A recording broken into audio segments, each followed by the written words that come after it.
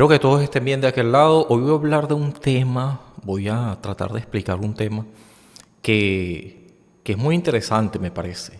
Yo voy a definir luego la palabra en cuestión, pero autopoiesis, por la letra A, por eso es que la voy a definir en una entrega de rápidamente. Les cuento que yo grabé rápidamente y tuve un problema con el micrófono y lo he tenido hasta hace poco, que era una tontería realmente, era la configuración allí y bueno, ya se arregló. Ya en adelante espero seguir grabando, seguir haciendo lo de costumbre. Pero tengo pendiente en realmente es importante, creo yo, definir primero autopoiesis. No me voy a detener mucho en definiciones porque voy a ir al tema de la autopoiesis.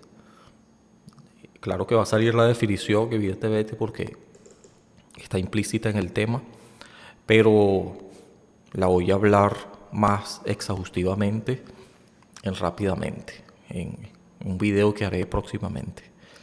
El tema en cuestión es autopoiesis y cognición. Me voy a basar en una revista, un artículo de estos autores en cuestión, particularmente por Maturana, pero también por Varela. Me voy a basar en este artículo, básicamente, ¿no? Hay otro artículo que por aquí también tengo, que lo leí, me pareció súper interesante. Y además del libro de este autor, ¿no? El libro de este autor, de estos autores, que bueno, me pareció súper interesante. Yo siempre lo he tenido presente. De hecho, creo que lo he hablado aquí o mencionado en otras ocasiones cuando habla de biolingüística y cuando yo les decía que mientras más nos comuniquemos en la abundancia de las palabras, de las conversaciones, que parece que fuera más bien contraproducente en vista de lo que dijo Wittgenstein, de que el problema muchas veces se presenta en el lenguaje, pero también la solución. Sí, la solución, porque cualquier, cualquier malinterpretación que es válida dentro del lenguaje, porque estamos interpretando constantemente. Estoy haciendo un check-in del nombre del libro que después de todo se los voy a poner por aquí. El árbol del conocimiento. Maturana y Varela. Bueno, en fin, es normal la malinterpretación, los malos entendidos. Forman parte justamente de las conversaciones.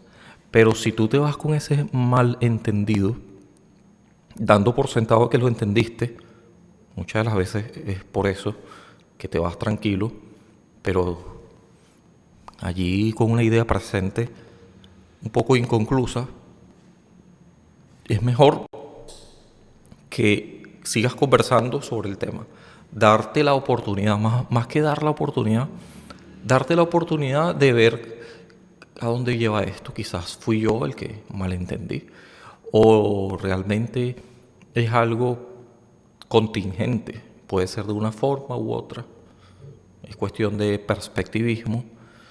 Y entra en el terreno de lo especulativo, pero si tienes a la persona enfrente, o pudieras comunicarte más con esta persona, si es el autor de un libro, por ejemplo, no está presente, evidentemente sería una ventaja que tú le preguntaras algunas cosas, pero la interpretación tuya es válida. Ya cuando leemos algo, y eso incluye leer a las personas, por supuesto, que las personas son las que escriben, las personas son las que permanentemente se comunican de cierta manera usando el lenguaje, pero ¿es el lenguaje acaso? Y esta es la pregunta en cuestión válida que termina eh, introduciendo el tema, ¿no? Este tema.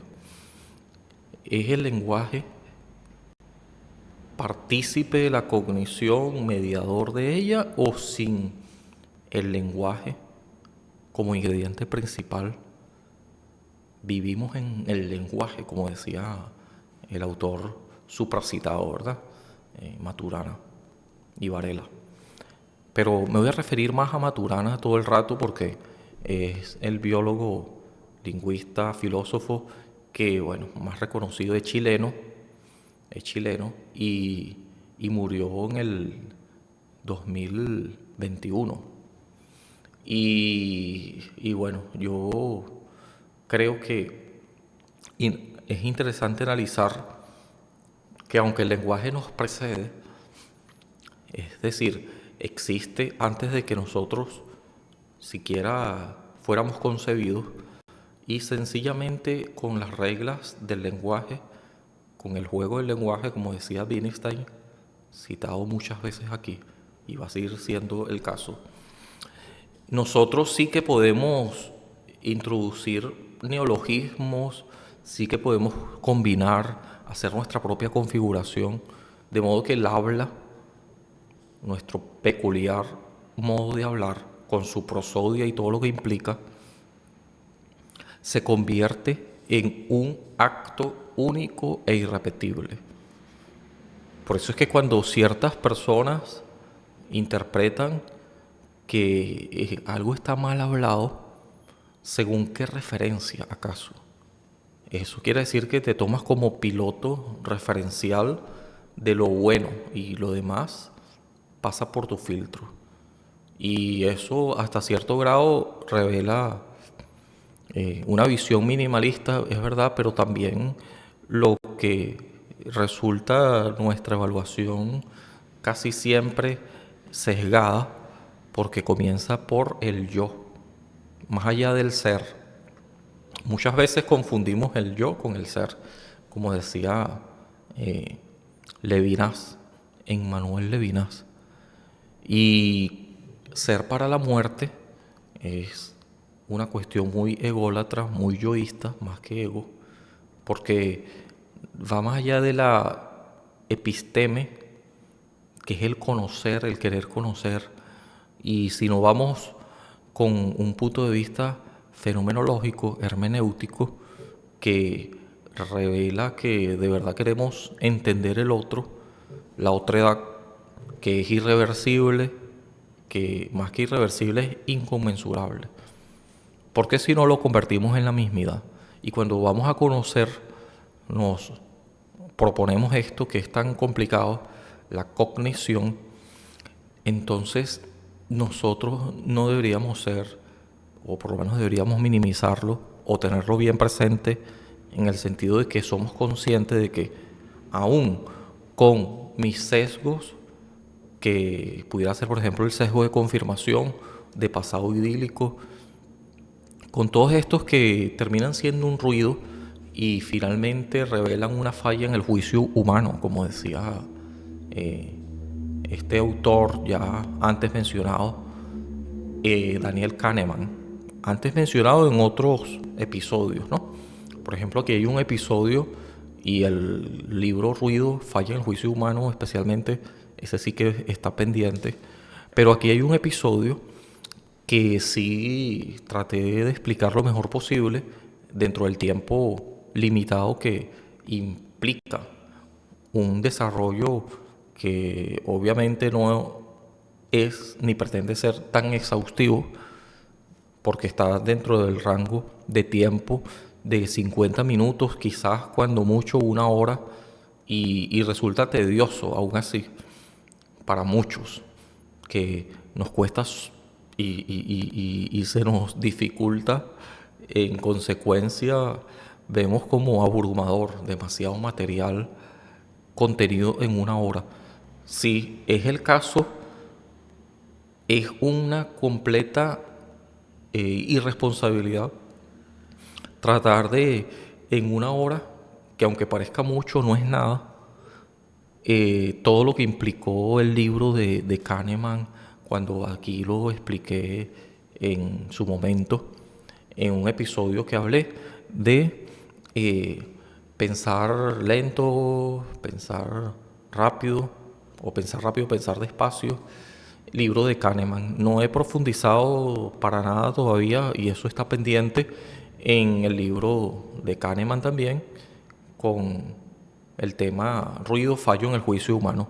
Si nosotros no nos deshacemos de los ruidos, que son aquellas cosas que intervienen en cuanto a la cognición que está de alguna manera velada, está difusa, porque tal como se me presenta el fenómeno, según Husserl en la fenomenología, y que yo no lo pueda ver porque tengo todos estos sesgos, todos estos ruidos, que no son otra cosa y es difícil desprenderse de eso completamente, pero sí que se puede al menos concientizar, estar bien claro y por esta misma razón tratar de mantenerlos a raya, por no decir reprimirlos, que inhibirnos de eso es imposible, ¿verdad? De nuestras propias vivencias, antecedentes, que nos sirven de referencia. Entonces este antropocentrismo se puede entender cuando interpretas algo y te tomas como referente en tu concepción, cosmovisión, pero que sí que dificulta la debida comprensión del fenómeno de la otredad.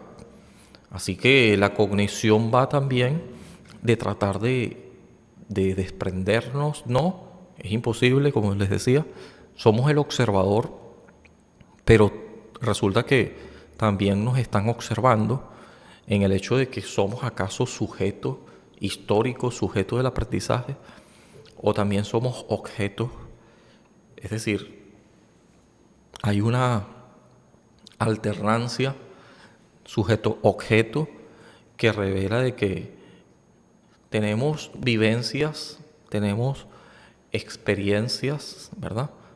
Antecedentes que van a ayudarnos, si bien a tener una hipótesis, a formularnos una problemática, a ser y creernos el observador, porque estamos en el papel de investigador, de persona que quiere comprender, y esto se hace conscientemente o no, porque todo el tiempo estamos tratando de dilucidar un asunto, un fenómeno, una situación dada, y tratamos de buscarle respuesta, solución, si lo queremos, eh, en el terreno más pragmático posible, utilidad, utilitarismo, por como sea, pero tratamos de hallar una racionalidad que me sirva y que es un poco egoísta casi siempre, ya que el hecho de que a mí no me sirva,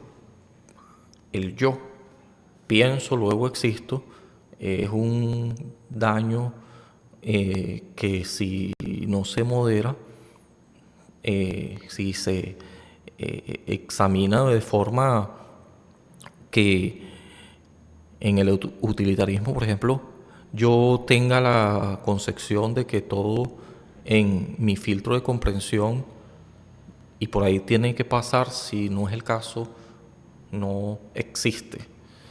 O sea, el hecho de que yo no tenga presente algo, siquiera la posibilidad de ser pensado, porque ni siquiera conozco que esto no lo conozco, ¿me explico? O sea, es inconcebible para mí estudiar algo que ni siquiera existe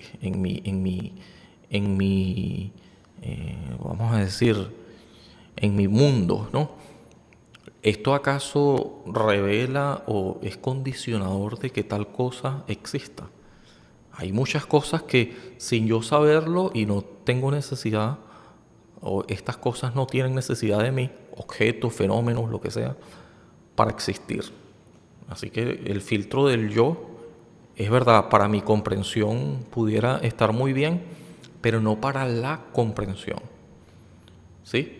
El hecho de que, por ejemplo, esta frase, creo que es sartreana, eh, que la esencia esté allí, pero la existencia precede a la esencia, es decir, de que este objeto existe y existe con toda su esencia, De modo que para yo poder llegar a una comprensión, no digamos cabal, pero al menos suficiente, una comprensión de este fenómeno, de este sujeto, de este objeto, de mi entorno, si lo queremos llamar de esa manera. Aunque esto de mi entorno me pone a mí en el foco y otra vez con una actitud muy, si se quiere, razonablemente antropocentrista, pero que debo tenerla muy a raya para que no vaya a contaminar, por usar esta expresión, no vaya a alterar el hecho de que yo quiera comprender, y siempre va a ser la pauta, ¿no? La pauta es comprender lo mejor posible el fenómeno, entendiendo si acaso puedas capturar su esencia con la mayor empatía del caso, y no una empatía que sea un romanticismo allí que casi sentimentaloide, sino más bien una racionalidad compartida que si se puede asumir uno como nosotros los seres humanos, por ejemplo, cuando estudiamos un fenómeno humano social que revela una, una precondición de asumir, por eso precondición, que entendemos algo, partimos de la supuesta comprensión, supuesta empatía, ya que si es un ser humano como nosotros, al menos podemos, y en todo caso hay muchas cosas en común que pudieran revelar alguna empatía no tan difícil de alcanzar, ya que se trata del mismo ser humano, y ya diremos de que todas estas características distintivas necesarias para poder hablar de la otredad, y por eso es la otredad, entonces es auténtica, tiene, sí, muchas cosas en común, muchas cosas sucediendo que yo pudiera establecer un patrón de conducta, patrón de comportamiento, que bueno, está aunado a la conducta, o que yo ya vea que experimentalmente está ocurriéndole esto a ciertas personas en la misma condición, entonces ya yo pudiera establecer una situación reveladora, un, un dato que por repetitivo me pudiera llevar a confirmarlo vez tras vez. Y esto es justamente cómo se maneja el método científico, que trata de hacer este acercamiento, pero sin una postura hermenéutica, fenomenológica, es difícil de alcanzar una comprensión ya desde el punto de vista meramente, sí, pero también sirve, ¿no?, de algo, pero meramente estadístico, positivismo lógico, ya con eso es bastante difícil, y se pudieran llevar algunos supuestos, fosilizarlos, es decir, terminar concretando algo como conocimiento último, definitivo, y si no se es muy consciente de lo fenomenológico, no tanto del éxito de mi causa, sino que el devenir pudiera llevarnos a poder reconsiderar este dato, y siempre hay excepciones en el caso, porque resulta que el pensamiento positivista o positivismo lógico, estadístico, que es de las ciencias duras, entonces nos invitan casi siempre y ilusoriamente, porque queremos alcanzar un conocimiento pleno, definitivo, último, y resulta que es un espejismo muchas de las veces. No estoy desdeñando de que la exactitud no es deseable, sino que aunque sea la meta final, esta cuestión teológica no debería estar comprometido con ninguna investigación, porque resultaría dogmática, ¿no? Sería aquello que decía Donald Davidson sobre los dogmas del empirismo. Y bueno, eso es un sesgo todavía más peligroso, ya que, y muy peligroso en la historia, ya que pudiera llevar a que de verdad creas que esta cuestión que descubriste, más que descubriste, que develaste, porque ya existía, ¿no? Bueno, y si existía es por eso mismo que lo descubriste. Así que la expresión no pudiera estar más ajustada al hecho de que más que un descubrimiento como tú lo entendiste, bien sea que hayas hecho un estudio riguroso suficiente, para el momento este no es y no debe convertirse en un dogma, es una comprensión para la cognición.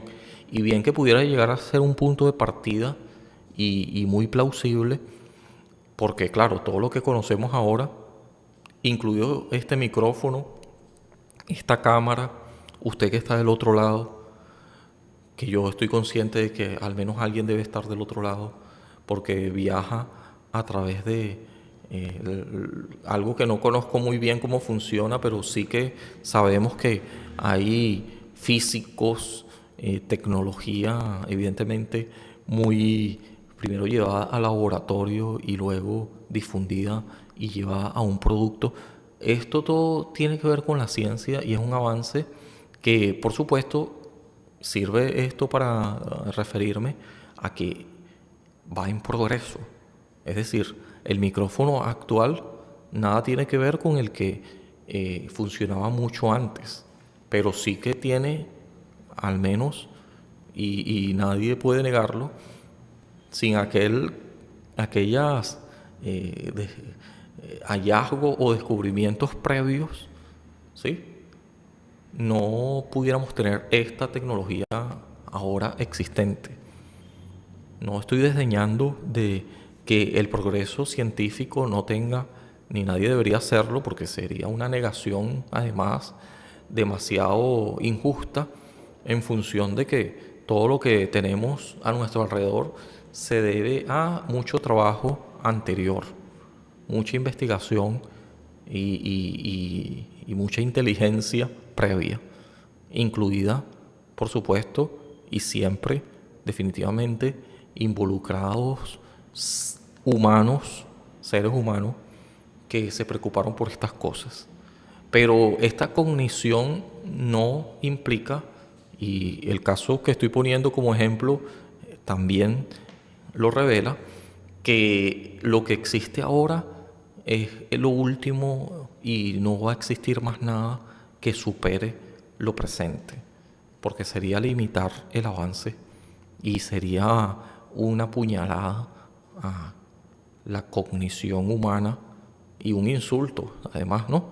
Porque estamos asumiendo de que las investigaciones que se están haciendo en el presente, así sea por aquella cuestión de eureka, ¿no?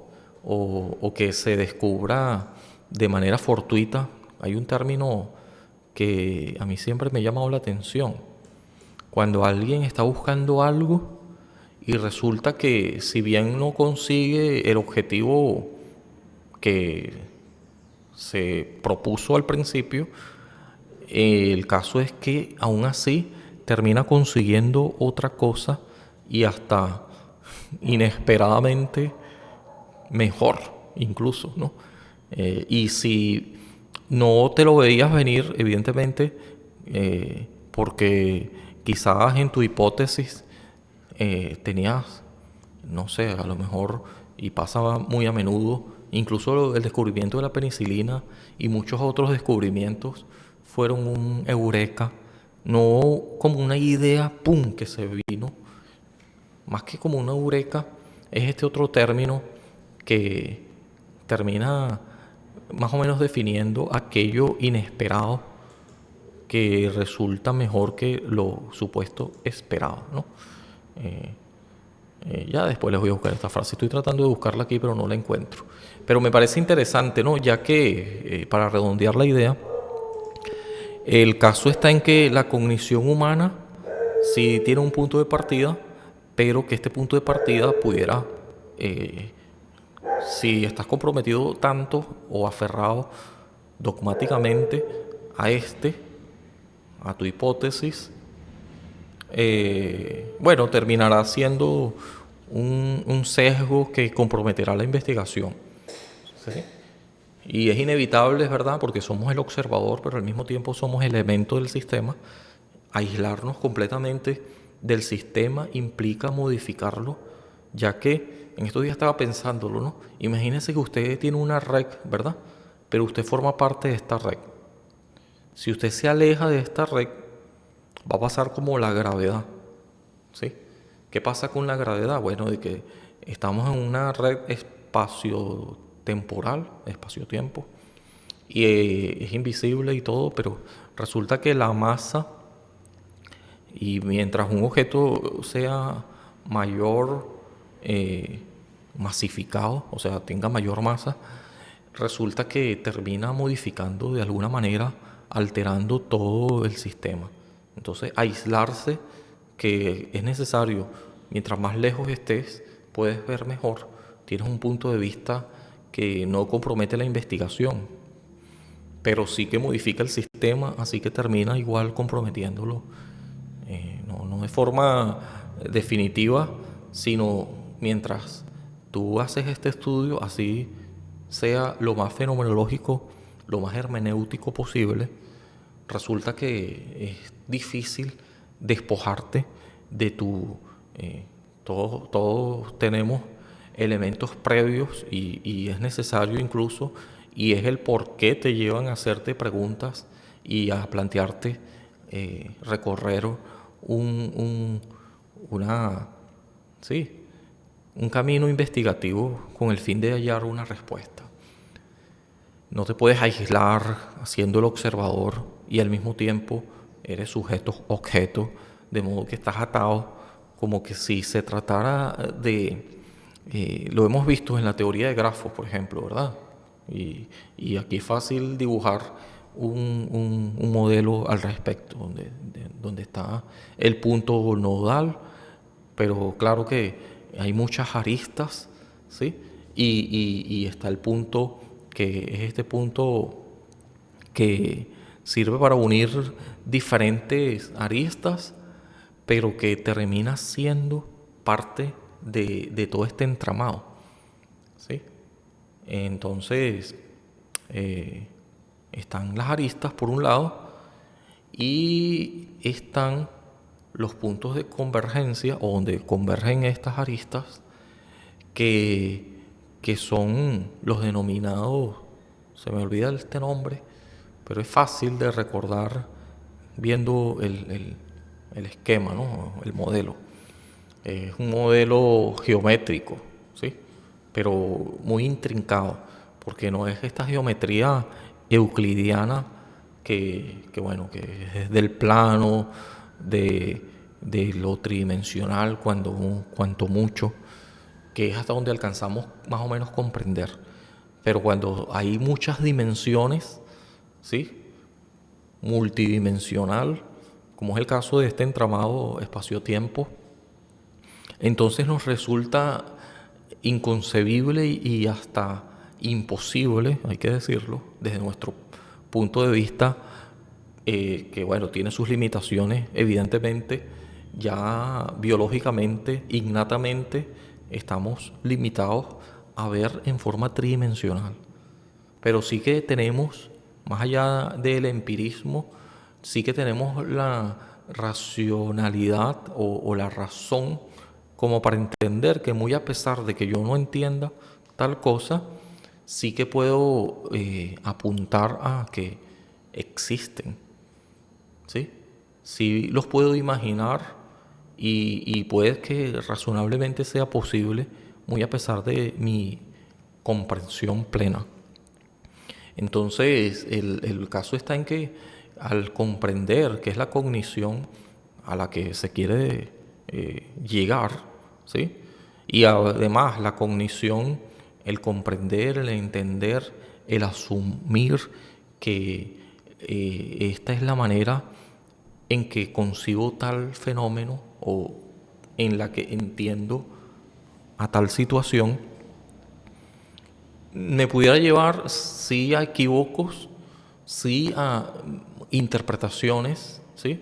Es mi manera de entenderlo, que resultaría muy difícil, aunque siempre se establece en consenso, como para, en esto de la racionalidad compartida, asumir una especie de documento donde indique cómo es que lo entendí, cómo lo puedo explicar y cómo puedo llegar, en primer lugar, a lo mejor teniendo la validación de pares en la comunidad científica, si es un proyecto más o menos formal, y la validación universal, que resultaría más bien ir ya a la cultura popular, que asume esto como aprendizaje, y más allá de la cultura popular, quizás un poco antes, mediante la academia, mediante la educación formal, si se quiere, porque hay un andamiaje que allí se va actualizando y que estos conocimientos, teorías, estudios, que es lo que está en boga, quiere que sea la materia de estudio en cualquier casa de estudio, escuela, liceo, colegio, universidad. ¿Sí? Hay que estar muy pendiente porque la cognición, lo que conocemos nosotros, llámese nosotros humanidad, ¿no? Porque una cosa es que esto esté al alcance y otra cosa es que yo haya estado allí en la mesa para echarle mano a eso, ¿no? Que es lo que logra actualmente, y me parece interesante el hecho de que hoy por hoy podamos tener acceso a esta información, y muchas casi que en tiempo real. No digamos de aquellas cosas que no se publican porque están en proceso, y muchas de ellas se filtran incluso antes de que se llegue a una conclusión definitiva. Y bueno, hay tanta información, tantos datos, que lo que tendría uno que considerar qué de esos datos o cuáles de esos son realmente confiables. No digo confiables definitivos, sino confiables en cuanto a más objetivos. ¿Quiénes lo investigaron? ¿Cuáles son los referentes? Y nada, todo lo que implique el por qué llegó y se llegó a esta conclusión, cómo fue que se llevó a cabo esta investigación. Cosas que si bien no te detienes porque no tienes tiempo, porque no te interesa o lo que sea, resulta que aún así esto forma parte del patrimonio cultural, de educación, de enseñanza, aprendizaje, que está allí como un insumo que, que bueno, algunos pudieran trasladar esto y aplicarlo en tantas cosas cotidianas que finalmente llegan a ti por como sea, y no necesariamente deberías estar enterado. A lo mejor por curiosidad sí que puedas indagar un poco, pero usas una cámara, usas el teléfono y probablemente no te interese nada en cuanto a cómo fue que llegaron a tener este teléfono, cuál es la empresa, cuáles son las condiciones físicas que lo llevaron a cabo, quién fue el investigador, qué fue lo que hicieron, leerte los papers, los estudios o informes o artículos científicos que llevaron a cabo y que precedieron a la creación de este artículo que tiene el teléfono, la cámara. No, no necesariamente deberías saber esto para que nada más utilitarismo, usar el teléfono, la cámara, estos artefactos y ya. No tenemos por qué estar indagando en toda esta cuestión previa investigativa que hicieron algunas personas. Evidentemente sabemos que no nos llegó de otra civilización no humana, sino que todo es humano y la manera práctica que se lleva a cabo tal conocimiento intangible, ahora visto como un producto tangible tecnológico, como el teléfono, por ejemplo, entonces tú dices, bueno, el hecho de que yo no conozca nada de esto en su detalle no implica de que no me beneficie de todos estos hallazgos, todo este conocimiento anterior. El caso está en que la autopoiesis en relación a la cognición, y aquí voy a empezar a ver un poquito el artículo, no voy a hablar tanto de la autopoiesis en definición porque eso lo voy a hacer rápidamente. Les dije que hice un video y este video que, bueno, se me dañó por cuestión de que si bien sí se grabó y traté de salvarlo, resulta que el volumen, el audio, mejor dicho, incluido el volumen y todo lo que implica el volumen, ¿verdad? El ruido de fondo y todo esto fue muy distorsionado porque había un problema con el micrófono. Ya creo que les dije eso. Pero lo tengo presente y pendiente para grabarlo rápidamente. El tema va a ser por esto de la autopoiesis. Pero este artículo, Vida, Cognición y Sociedad, la teoría de la autopoiesis de Maturana y Varela, este artículo, más allá de todo lo que ya dije, y quiero ir cerrando para no hacer esto todo un papelón, ¿no? Enredar más las cosas. Bueno, este artículo dice que, en principio,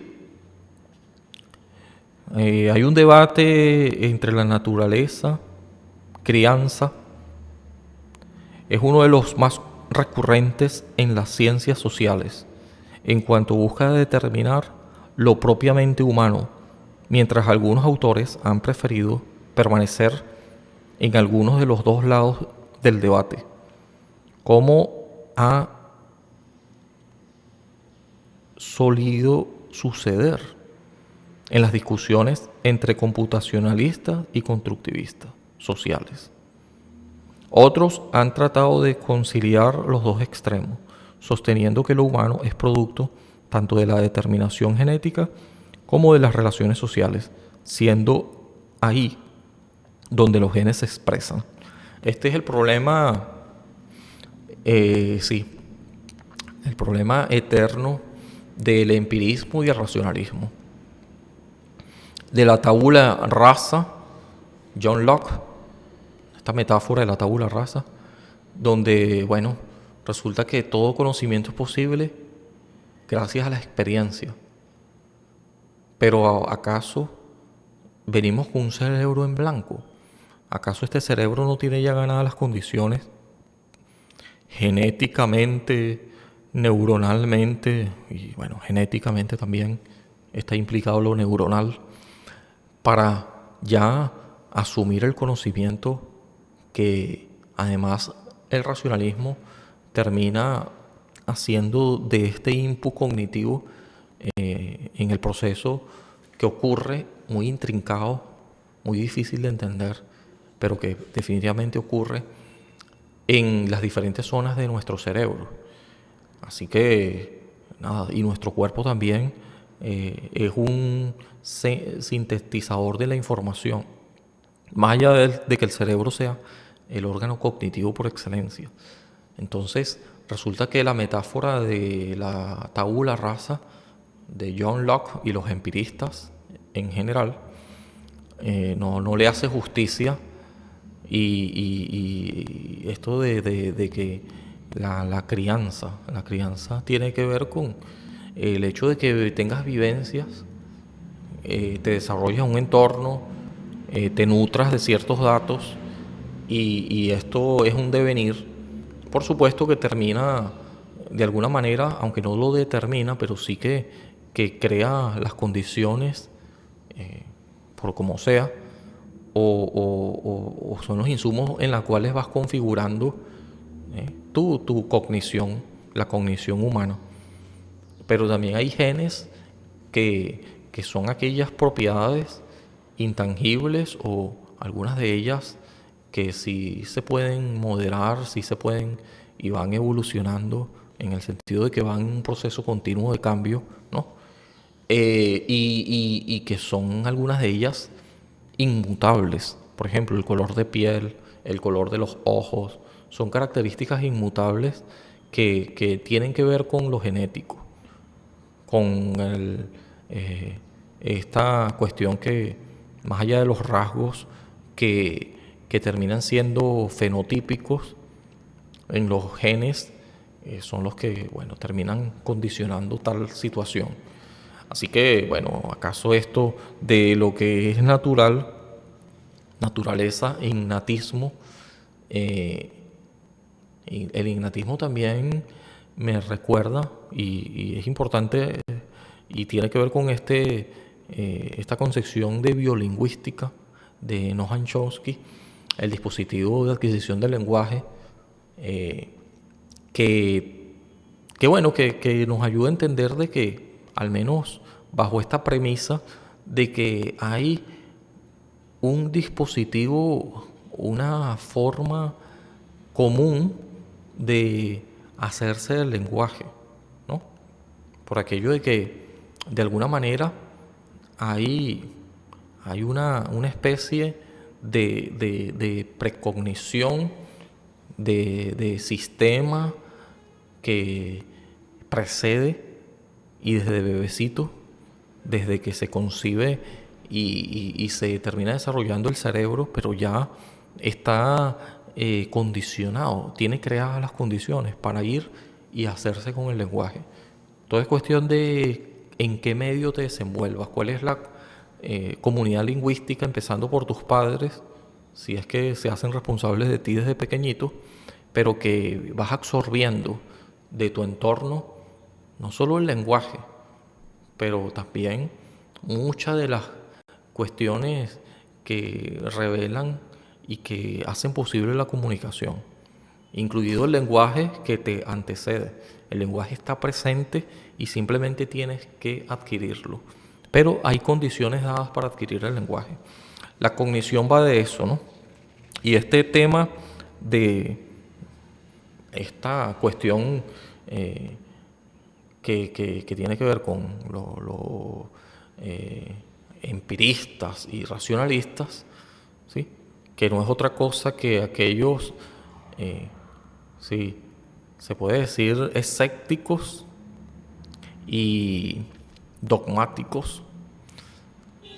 No son distintas formas, realmente son manifestaciones que, que ocurren y que no son irreconciliables, son más bien complementarias, ¿sí?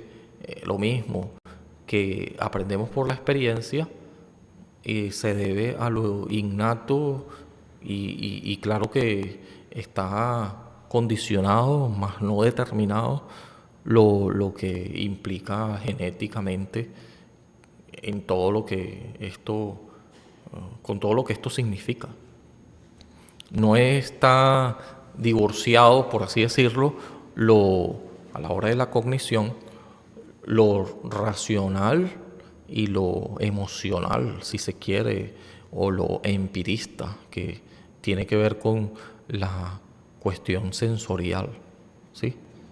Pero más allá de lo sensorial, de aquello que yo puedo ver, palpar, oler, que obviamente tiene que ver con el input cognitivo, es una manera de acceder al conocimiento, pero resulta que es una interpretación siempre, es un perspectivismo, en el entendido de que al yo racionalizar sobre eso y ahí hace un cóctel, una mezcla, y empiezan las sinapsis, y empieza la memoria, y empieza a sofisticar eso, pasado, presente, futuro, y yo tengo una especie de configuración muy propia sobre la que yo establezco, concibo y hasta fijo el conocimiento, ¿sí? Más allá de que hay acuerdos y que la lengua ya de por sí es un corset, es una codificación que hace posible tal cosa, ¿no? Pero más allá del lenguaje, hay otra cosa que es imposible a veces de mencionarse, de cómo la explico sin palabras, es imposible, pero no quiere decir de que no sea igual inteligente. Más allá de que la manera de manifestarlo, o por lo menos una de las maneras más plausibles y aceptables y que trascienden en el tiempo, es usando como medio el lenguaje. Entonces el lenguaje, más allá de que la autopoiesis nos revele de que, en definición, para acercarnos a la definición de la autopoiesis, es la forma en que los organismos vivos se relacionan entre sí. Un organismo es autónomo en la medida en que garantiza su identidad a través de la clausura operacional. Estoy aquí leyendo un poquito del artículo. Aquí subrayé otro pedacito que también nos termina ayudando a entender. Ya lo voy a explicar o tratar de explicar, de entenderlo. Por ejemplo, hay un proceso que se llama homeostáticos. Esto es biología, ¿no? Todos estos términos. Que garantiza respuesta a los cambios contextuales sin afectar su identidad. ¿Sí? Entonces, esta interacción cognitiva que ocurre entre los organismos y su entorno es la forma en que el organismo reconoce ciertos elementos de su ambiente, como por ejemplo el alimento y otros obstáculos, mientras que algunos no aparecerán para él, puesto que no tiene relevancia alguna para su autoconservación. Una ameba, por ejemplo, se mueve a favor de las gradientes de Zaragoza en la que se encuentra, así como evita las mayores concentraciones de cloruro de sodio que le ponen en riesgo.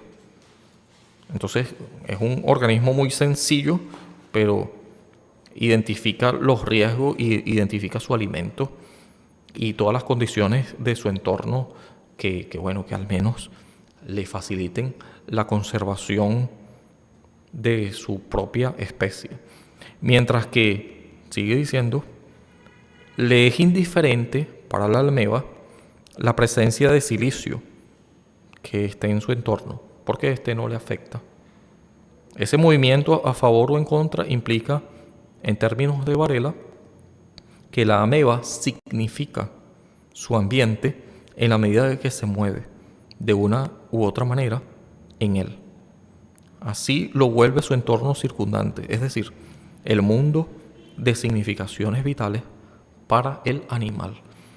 Entonces, si eso es una ameba que va interpretando su entorno, va significándolo, y justamente eso es cognición, en este caso para la supervivencia, ¿sí? Se aleja de ciertos elementos, los identifica, y algunos como buenos, algunos como nocivos, y así. Sigue diciendo, en este sentido, se defiende la cognición como una relación significativa con el mundo. Es decir, hay cognición cuando el organismo, a través de sus movimientos en su entorno, significa elementos de su mundo circundante. Y que algo tenga un significado para el organismo solo quiere decir que el organismo se mueve de cierta manera en relación con ese algo. La zaragoza es alimento para la ameba, porque la ameba se mueve hacia la zaragoza, ¿sí? Pero en cambio hay otros organismos que son nocivos que los repele, o sea, no camina hacia allá. Así que Valera entendió, aquí sigo leyendo, que la cognición es un fenómeno que no ocurre en el cerebro, sino en la misma vida. De acuerdo con el biólogo, la cognición es un fenómeno corporizado, porque tiene que ver con la actividad del cuerpo orgánico y situado, porque ese cuerpo aprende, con H, el mundo en su actividad y con su entorno.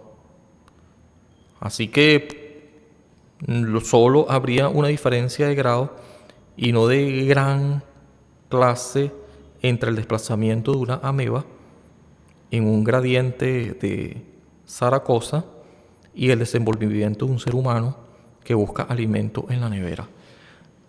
Entonces entendemos de que la cognición de los organismos vivos en general, y esto implica el ser humano, la ameba tal como el ser humano, lo mueve. Conocer no implica solamente el órgano cognitivo, el cerebro, sino todo el cuerpo que se va trasladando y tiene una asociación con su entorno y lo va conociendo, lo va interpretando y en esa medida también va ganando experiencia, va internalizando qué es lo que le conviene y qué es lo que no. En el caso del alimento para la supervivencia. Solo que en el caso del ser humano, y esta es la teoría de la autopoiesis, que revela como las especies como un organismo cerrado, pero no cerrado completamente, sino que a veces abierto o semiabierto hacia su entorno, porque van entendiendo. Así que esto da cabida, evidentemente, una vez más demostrado biológicamente, científicamente, ¿sí?, a el aprendizaje por experiencia, pero innegablemente cooperativa.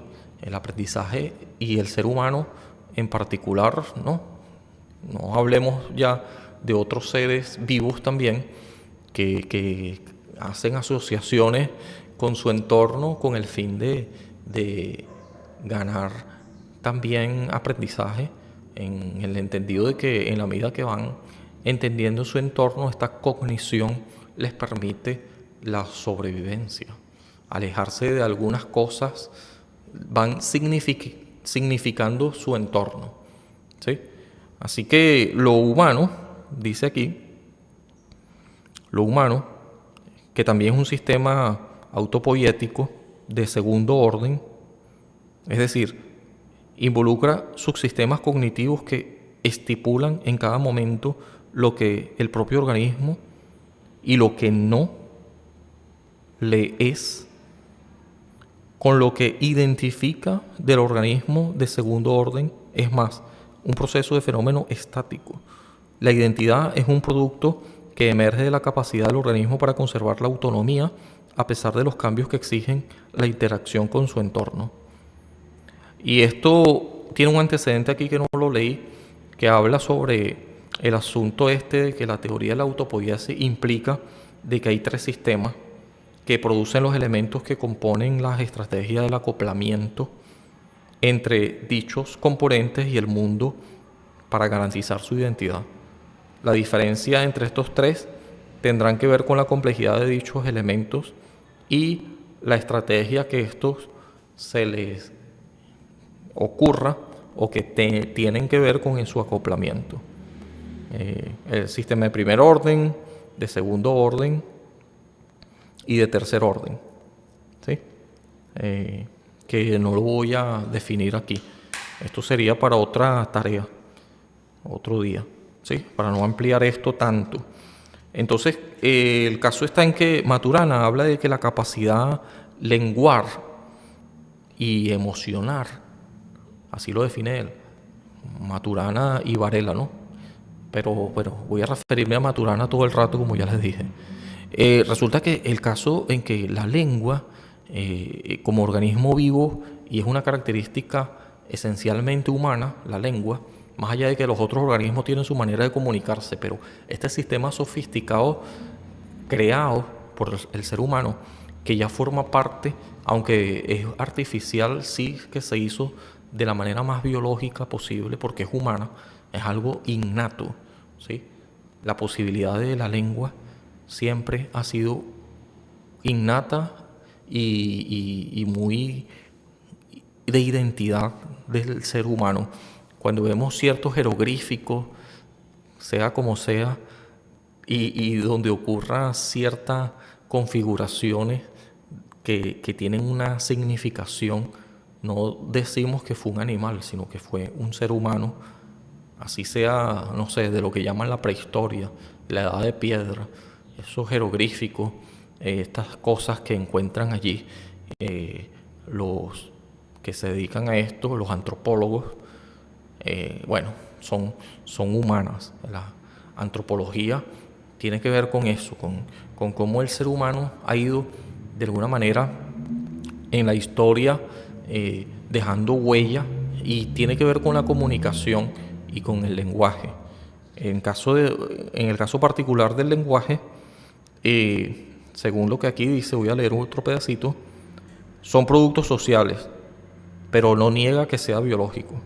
Aquí encontramos un vínculo entre Maturana y la preocupación que revela este artículo, ¿sí?, sobre el carácter humano de la lengua, lo lenguario y lo emocional, que aunque sean estrategias de la sociedad para cohesionar la diversidad de los individuos, al mismo tiempo que producen esta diversidad, también son estrategias biológicas. Estamos hablando de la lengua y de lo emocional, así como lo define, lo lenguar con R y lo emocionar.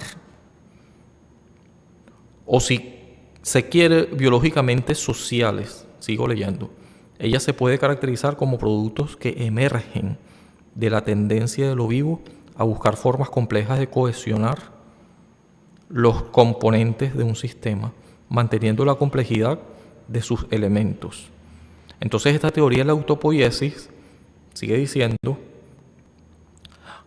crea una sociedad cerrada. Es extraño que afirme que trasciende la materialidad. Luhmann, aquí hace referencia a otra persona, investigador, caería, por lo tanto, en el dualismo que la teoría de autopoiesis busca evitar, al tomar radicalmente la sentencia de que el todo es mayor que la suma de las partes. Adopta unos compromisos ontológicos según los cuales el todo termina siendo una de las índoles distintas de las partes. Sin embargo, desde Maturana y Varela, el todo es la suma de las partes, porque depende de las relaciones entre los componentes materiales y por ende concretos del sistema. Entonces, no es que el todo es más que la suma de las partes, que esta cuestión viene de los griegos, ¿no?, sino que los componentes materiales y por ende en concreto es el sistema, todo el sistema, el todo no es más que la suma de las partes, para señalar esto como una distinción, y es que el todo es la suma de las partes. O sea que es un sistema que es complejo, pero que es una unidad monolítica.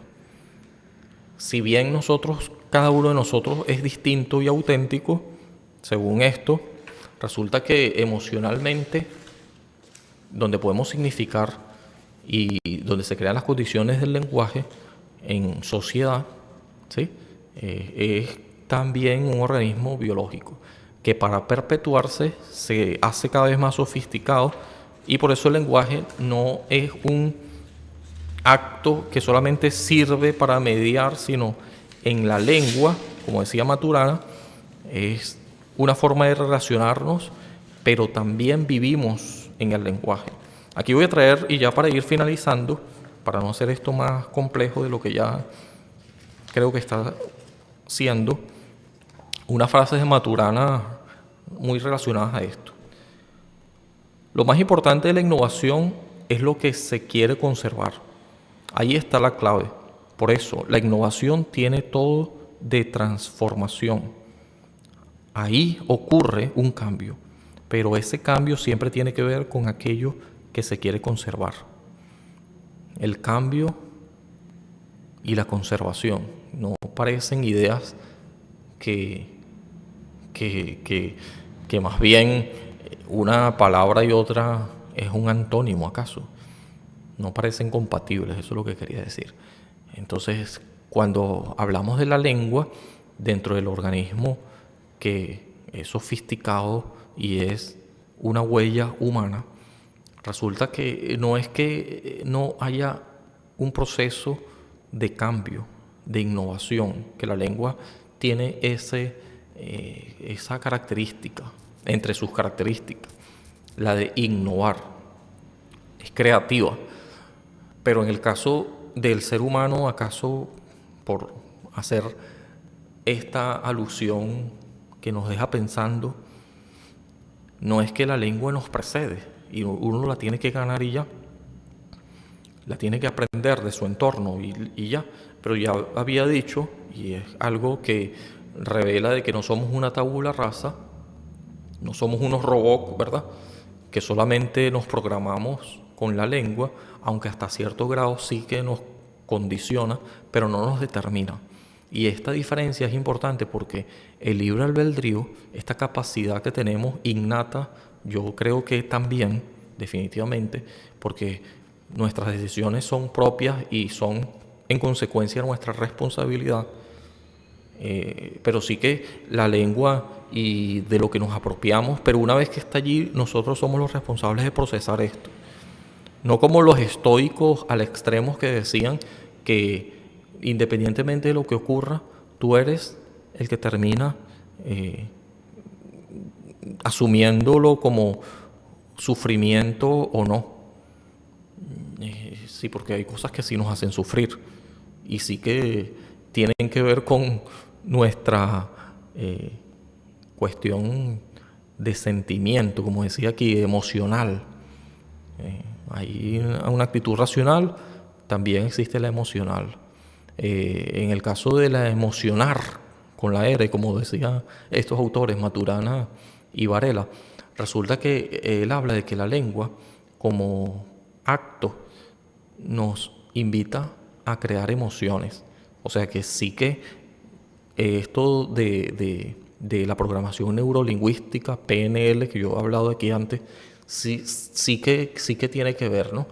Pero resulta que nosotros somos los responsables de cuidado con esto, cuidado con aquello, esto no te lo tomes tan en serio, esta persona lo que está diciendo no es muy sensato, o bueno, respeto lo que tú piensas, yo difiero de eso, aún así eso no me lleva a querer tratar de eliminarte, porque bueno, resulta que hay una actitud de tolerancia y esto se debe a la neurodiversidad, a la diferencia, pero cuando nosotros nos acercamos a otros y tenemos empatía y hay vínculos que se pueden crear y estos vínculos pueden ser más o menos estrechos, resulta que sí la lengua y lo emocional que va impregnado con la lengua, pero que además que lo emocional crea las condiciones.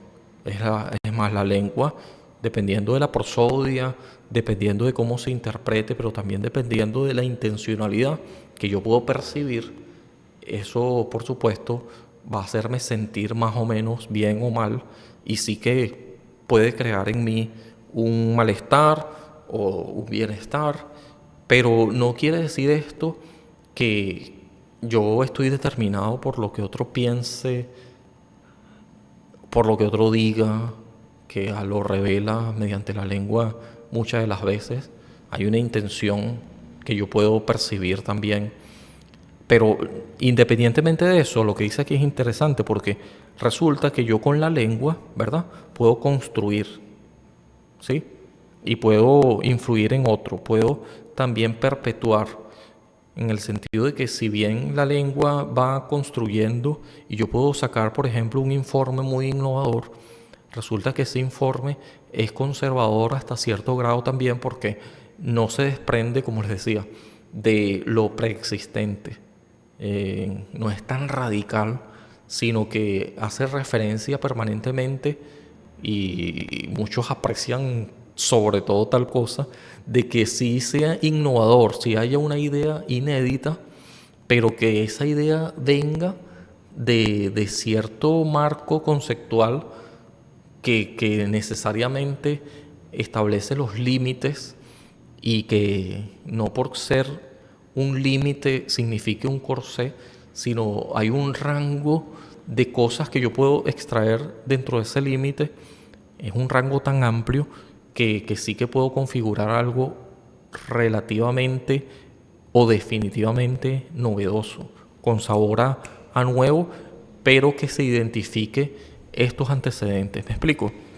Lo innovador muchas veces va acompañado con la conservación, va acompañado de los antecedentes teóricos que preexisten y que no los puedo dejar de lado. Yo siempre parto de algo, siempre parto de un referente, y este referente me ayuda, a lo mejor siempre es el caso, quiero decir, y aquí esta frase lo señala muy bien y yo estoy de acuerdo, y muchos pudiéramos quizás estarlo, que lo innovador implica conservar aquello que se quiere. El cambio siempre tiene que ver con aquello que se quiere conservar. Esto me parece interesante porque cambio y conservación a veces uno puede decir que discrepan, de que quieres conservar la mismidad, el status quo. No siempre, porque cambio implica moverse. Conservación es que tú te mueves, pero te mueves con todo lo que, y quizás no con todo, pero sí con algo, con una esencia, ¿sí? Con una huella de los antecedentes conceptuales que es difícil desprenderse de esto que llaman antecedentes teóricos, ¿verdad? Es difícil desprenderse de eso, y más bien son punto de partida, y son como una especie de detonador, ¿sí? Para más aprendizaje innovador, si se quiere llamar de esa manera.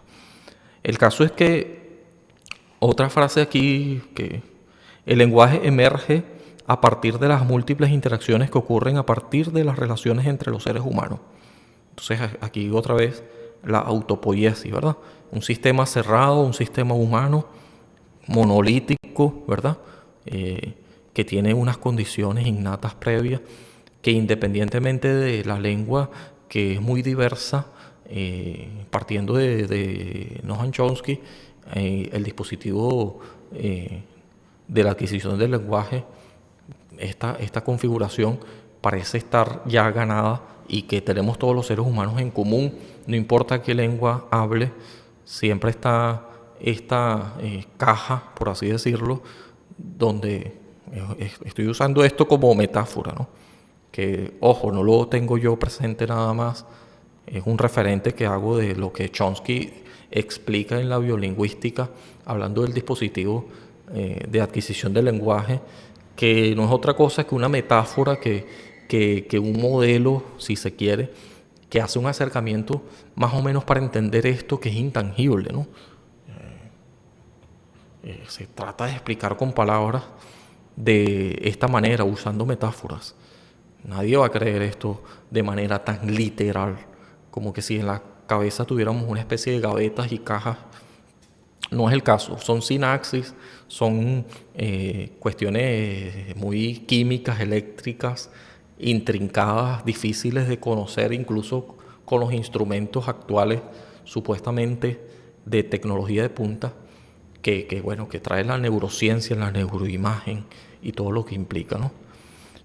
Pero el caso está en que todo esto es en común, el lenguaje y estas configuraciones del dispositivo de adquisición del lenguaje, entendiéndolo y asumiéndolo de esa manera, como lo decía Chomsky, revela de que todos tenemos al menos estas interacciones entre relaciones, entre humanos. Es la esencia de la emoción, del amor, sigo leyendo, como aceptación del otro como legítimo, en esa convivencia cotidiana. La autopoiesis es la manera específica en la que los seres vivos son autónomos y realizan su autonomía. Los seres vivos son sistemas autopoiéticos y se mantienen vivos solo mientras están en la autopoiesis. Plantea que los seres vivos se organizan como redes cerradas, esto ya lo expliqué, de autoproducción de los componentes que la constituyen. Es decir, el ser humano, más allá de que se quiera conservar vivo, él, yo, no tanto como decía Martin Heidegger, yo, ¿verdad? Ser para la muerte, confundiendo el ser con el yo, como decía, como decía Emmanuel Levinas. Emmanuel Levinas, quien leyó a Martin Heidegger, dijo que no solamente Heidegger, sino toda la filosofía occidental había confundido, según palabras de este Levinas, ¿no? Había confundido el yo con el ser. El yo es muy ego, el ser es nosotros, ¿verdad? La otredad. Entonces, no es ser para la muerte, sino es, como decía Levinas, aquí lo estoy citando todo el rato, ser infinitamente responsable con el otro. Entonces no es ego, sino pensar no como una unidad, sino como perpetuar la existencia de la sociedad, de la especie humana, más allá de que ya yo no exista. Y eso lo perpetúo es gracias al lenguaje, en mucha manera, ¿no? Gracias al lenguaje se perpetúa el pensamiento y puedes dejar un legado, como dicen por ahí, un granito de arena y todo se debe a la autopoiesis, a esta necesidad no solamente de existir, sino de sobrevivencia, que está bien, ¿verdad? Primero debo existir, la existencia precede a la esencia, ¿acaso? ¿Sí? Esto es una frase sartriana, muchos lo ven al revés. Yo primero existo, luego veo qué le meto allí para hacerme mi esencia, ¿no? Pero primero existo y en todo caso dejo de existir, pero dejo un legado, ¿no? Lo lamentable y la realidad con la que chocamos es la muerte, es estas cuestiones que se derivan de pensamientos existencialistas. El existencialismo es algo inevitable, no importa que no seas un pensador de estos que siquiera se desvive por estos temas, pero en algún momento chocaremos con la realidad, la muerte entre ellas. Entonces yo voy a hacer todo lo que sea necesario en una actitud de ego para comamos y bebamos porque mañana hemos de morir, como decían los epicúreos de la antigüedad. O puedo adoptar, por otro lado, con esta mesura del que hablaba también, me parece interesante de mencionar aquí, porque resulta que el eterno retorno pudiera más bien ayudarnos a entender, esto estoy ya aludiendo a cómo lo explicó en su momento este autor Nietzsche. Resulta que él decía que el eterno retorno, si él hablaba ahí de que se aparecía una especie de demonio, él lo explica así en su metáfora, ¿verdad? Creo que esto era en la Gaia Ciencia, en ese libro que le explica de que haciendo un experimento mental, si se aparece este demonio y te dijera que tu vida va a ser todo y tal cual como la has vivido con cada detalle, hasta yo mismo que estoy hablando contigo, ¿cuántos dirían gracias por decirme eso? O más bien maldeciría a esto y lo vería más bien como una sentencia desagradable, si lo ves positivo o negativo. Entonces, si lo ves negativo, quizás te lamentarías y empezarás a hacer cosas diferentes, porque como esto se va a repetir eternamente, entonces tú dices, bueno, vamos a hacerlo de una manera que yo quiera repetirlo muchas veces, o vas a lamentarlo porque no quieras repetir, por ejemplo, incurrir en los mismos errores sin posibilidad de cambio. Entonces para ti resulta más bien una condena. Yo aquí expliqué en otro vídeo en otro podcast, creo, si mal no recuerdo, lo del eterno retorno. Pero bueno, lo saco a alusión ahora y usted lo puede buscar por allí y si no lo entendió en estas breves frases que se los dije muy escuetamente. Pero ¿por qué digo esto? Porque resulta que la actitud de nuestra vida va a depender de la muerte que tengas enfrente y que chocas con la realidad, porque esto forma parte de lo que Lacan llama los tres registros, ¿verdad? Registro simbólico, registro imaginario y registro real. Y en lo real es donde está el síntoma, que el síntoma no encuentra, mejor dicho, palabras para explicarse. Por eso es que la terapia esta del psicoanálisis de Freud, ¿verdad? Que muchos dicen que es pseudociencia, con algunas razones, y hay algunos detractores. ¿Qué es ciencia? ¿Qué es pseudociencia? Ese es otro tema. Pero resulta que el caso está en que lo real, que es la muerte, ¿verdad? Cuando te enfrentas a la realidad, que la realidad puede ser múltiple, pero lo real, que tiene que ver con la verdad, ¿sí? La verdad única y definitiva y lo que es absolutamente cierto, que no podemos escapar, es lo que es la muerte, el fin de la vida. Pero si tú piensas en eso con una actitud pesimista, te desboronas o puedes más bien hacer cosas en tu vida lo mejor que puedas en función a que la vida es corta, ¿sí? Y está llena de desafíos, pero es muy emocionante y muy interesante, tanto así que queremos seguir viviendo. Lo que nos choca es la muerte.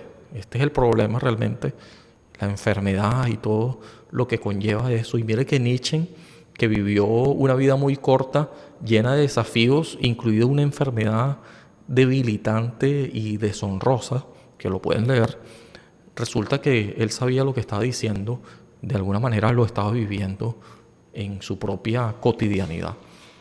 Resulta que si puedes adoptar una actitud desinteresada a la vida, muy egoísta, puedes llegar a esta conclusión. Pero si piensas en la perpetuidad de la vida en el sentido que seguirá existiendo la vida muy a pesar de mí, muy a pesar de que yo no esté, y la presencia del ser humano, el ser humano se seguirá perpetuando, querrás dejar un mejor legado para la supervivencia, y no solamente para la supervivencia de la especie humana, sino todo lo que conlleva la especie humana. Y el ser humano antropocéntrico, nada que ver, eso quedó desboronado con la presencia, descubrimiento. Antes vivíamos en plena ignorancia y con esta actitud geocentrista que nada tiene que ver con el heliocentrismo siempre existente, no importa que no lo hayamos visto, percibido, más allá de lo que sí percibió Galileo Galilei y más atrás también Nicolás Copérnico, sin hablar de otros personajes que se nos pueden venir a la mente, ¿no? Como por ejemplo otros personajes que también contribuyeron a la generación, ¿verdad? A la revelación que fue todo una revolución copernicana, ¿verdad? Que, bueno, definitivamente no estamos en el centro, ni siquiera el Sol está en el centro de nada. Es un espacio, es una totalidad que no llegamos, pero ni de cerca. El conocimiento que es ni siquiera insondiable, que ni siquiera sabemos que no sabemos, resulta ser súper inmenso, ¿no? El cosmos, la totalidad, nada que ver. Nosotros simplemente vivimos muy corto, demasiado poquito, y eso sí que lo tenemos presente. Establecemos estas comparaciones. Hasta hay muchos organismos vivos no humanos que viven más que nosotros, muchísimo más. Ni hablar de las tortugas marinas en ciertos lugares. Por ejemplo, aquí en Ecuador, la isla Galápagos, esas tortugas viven muchísimo más que cualquier ser humano. Y bueno, hay árboles que viven más que los seres humanos. La casa suya va a estar más presente probablemente y muchas personas se van a pelear por esa casa una vez que usted se muera. La casa vive más que usted. Qué injusticia. Pero mientras estamos vivos sí que podemos dejar un legado. Y no solamente para la perpetuación de la especie ser humano, sino que todas las otras especies, ya que están completamente ligadas. Lo exterior, cómo vamos configurando nuestra vida, la autopoiesis va de eso, no nada más de el ego, un organismo cerrado que siempre va a conservar su identidad. Eso no lo estamos negando. Que muy a pesar de que estamos explorando y nos valemos de otro y somos conscientes de que sin eso otro nosotros no existiéramos. Por ejemplo, el sol, no importa que no lo entiendas, pero existimos gracias a él, la fotosíntesis, no importa que no lo entiendas, pero eso ocurre de todas maneras. Los ciclos de la lluvia, los ciclos del hidrógeno, todos estos ciclos que revelan de que hay un sistema complejo del que formamos parte, ¿sí? Pero que sin duda como seres humanos somos quizás los únicos inteligentes, sofisticados, que podemos meditar y plantearnos estas cosas. Y la autopoiesis y el ser infinitamente responsable con el otro nos ayuda no solamente a vivir el tiempo que tengamos que vivir lo mejor que podamos, ¿verdad? Que esa es una meta, que no es una utopía. Hay muchas cosas que lamentablemente por justamente el ser humano ha tratado de dominarse a sí mismo sin éxito, sin mucho éxito. Eso es lo que hemos visto.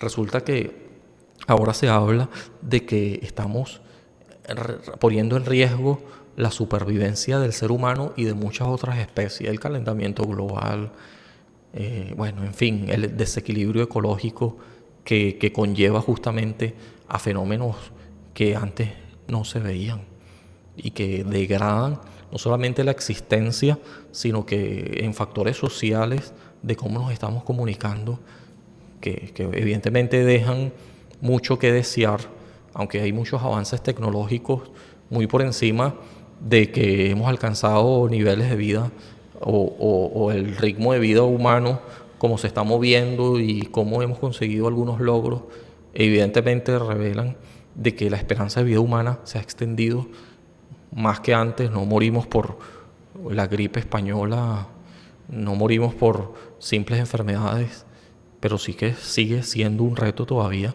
conservar buena salud, buena calidad de vida, y todavía sigue siendo el reto de siempre la presencia final de la muerte como fin último y definitivo, como el choque con la realidad, pero que definitivamente debe ayudarnos a pensar más bien, incluso la muerte, que nadie quiere hablar de eso, pero es una realidad con la que chocamos cada rato. Resulta que ser para la muerte, no, ser infinitamente responsable con el otro, y esto significa autopoiesis hasta cierto grado y significa conocer. La cognición está muy ligada a eso. Ya eso lo dije mucho al principio de las primeras frases, casi en los primeros 20 minutos de este mismo vídeo. Así que nada, gracias por vernos. Esto ha quedado muy largo. Chao, chao.